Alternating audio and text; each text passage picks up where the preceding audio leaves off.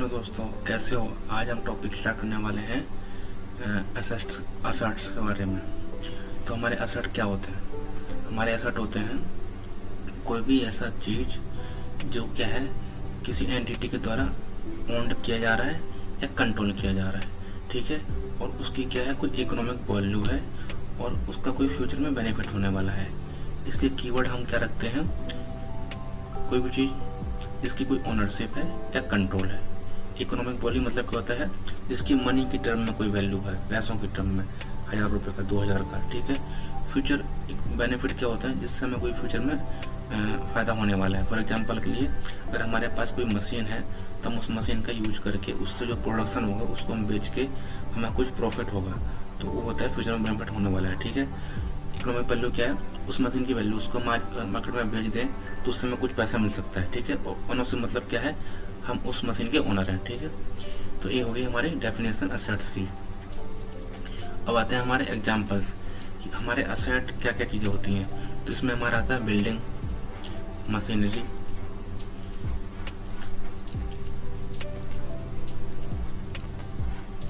इसमें हमारा आता है बिल्डिंग,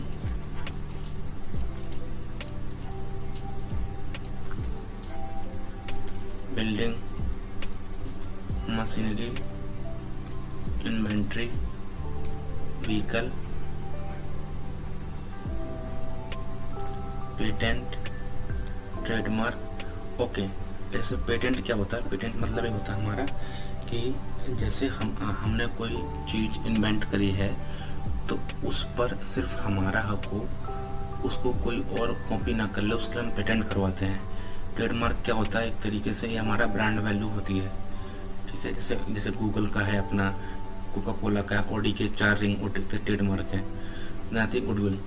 गुडविल भी हम कह सकते हैं कि हम जब बहुत लंबे टाइम तक क्या बोलते हैं, हम कोई बिजनेस करते हैं तो हमारे कस्टमर को हम पर एक भरोसा हो जाता है, जो हमारी कंपनी को हमारी इंडस्ट्री से अधिक बेनिफिट देता है, उसे हम कहते हैं गुडविल। ब्रांड वैल्यू भी सेम होती है। फॉर एग्जांपल एप्पल के लिए आईपैड। आता है कैश। स्टॉक्स होता है जो हम, जैसे हम फॉर एग्जांपल हमारा इन्वेस्टमेंट कर रहे हैं स्टॉक्स में तो वो इंक्लूड होता है। फिर देन बॉन्ड आता है। बॉन्ड होते हैं गवर्नमेंट के द्वारा इशू की हुई सिक्योरिटी को बोलते हैं बॉन्ड। अकाउंट रिसीवेबल होते हैं हमारे डेटर्स। बैंक बैलेंस, जो हमारा बैंक में बैलेंस है, ठीक है। और डेटर और अकाउंट रिसीवेबल ऑलमोस्ट सेम ही होते हैं। देन आता है अपना फर्नीचर। फर्नीचर में जो भी वुडन का सामान है, और प्लांट मतलब होता है हमारी फैक्ट्री। देन हमारा आता है नेक्स्ट कॉन्सेप्ट हुआ क्लासिफिकेशन ऑफ असेट का।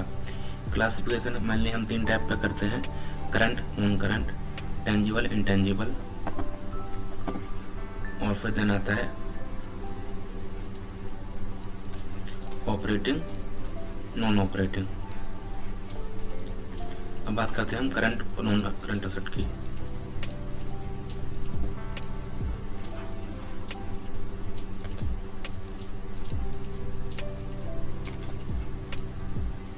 करंट असेट क्या होते हैं? ऐसे असेट जो हम एक्सपेक्ट करें कि विद इन 1 ईयर कैश में जो है कन्वर्ट हो जाएंगे। फॉर एग्जांपल के लिए हमारे यहाँ अकाउंट रिसीवेबल, हमने किसी से पैसे लेने हैं, हमारी कैश जो कि ऑलरेडी कन्वर्ट होती है, ठीक है। देन आती है हमारी इन्वेंट्री क्या होता है? हमारा स्टॉक और मार्केटेबल सिक्योरिटी। हमारे कोई भी स्टॉक्स हैं, बॉन्ड हैं जो कि लिस्टेड हैं, उन्हें बोलते हैं marketable security. Non current asset क्या होता है? ये होता है ऐसे असेट जो हमें लगता है कि 1 साल के अंदर हमारे मतलब कैश में कन्वर्ट नहीं हो सकते, ओके। एंड इसके एग्जांपल है property, plant and factory, equipment, PP. Long term investment होती है। इंटेंजिबल असेट जैसे गुडविल है, पेटेंट है, कॉपीराइट है, ये सब आ जाते हैं। नेक्स्ट क्लास में हमारा आता है टेंजिबल और इंटेंजिबल के बीच में। टेंजिबल क्या होते हैं? ऐसे कोई भी असेट इनको हम टच कर सकते हैं और मतलब देख सकते हैं, ठीक है। इसके एग्जांपल जैसे हमारी बिल्डिंग है, हमारी मशीनरी है, हमारी इन्वेंट्री है, हमारी व्हीकल है।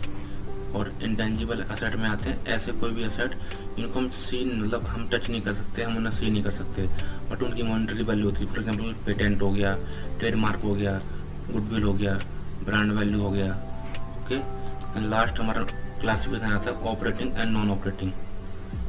ऑपरेटिंग क्या होता है, ऐसे कोई भी ऐसे डे टू डे बिजनेस में हम यूज कर सकते हैं, ठीक है। फॉर एग्जांपल के लिए इक्विपमेंट हो गई, इन्वेंट्री हो गई, अकाउंट रिसीवेबल हो गए। नॉन ऑपरेटिंग क्या होते हैं, वो एसेट जो हमारी बिजनेस के ऑपरेशन में काम नहीं आते। फॉर एग्जांपल के लिए वेकेंट लैंड हो गई, खाली जमीन पड़ी है, हमारे बिजनेस में कोई काम नहीं आ रही। हमने इन्वेस्टमेंट कर रखी है प्रॉपर्टी में, हमने प्रॉपर्टी ले रखी है, मतलब उसको हम अपने बिजनेस के लिए यूज नहीं कर रहे, तो भी हमारे मतलब नॉन ऑपरेटिंग एसेट है। मार्केटेबल सिक्योरिटी है, हमारा बिजनेस है जूता चप्पल बेचने का, बट हमने शेयर खरीद रखे हैं, तो वो हमारे बिजनेस में किसी काम नहीं आ रहे, तो ये भी हमारे लिए नॉन ऑपरेटिंग एसेट है। तो हम अपनी क्लास आज यहीं पे ख़त्म करते हैं। धन्यवाद, थैंक यू।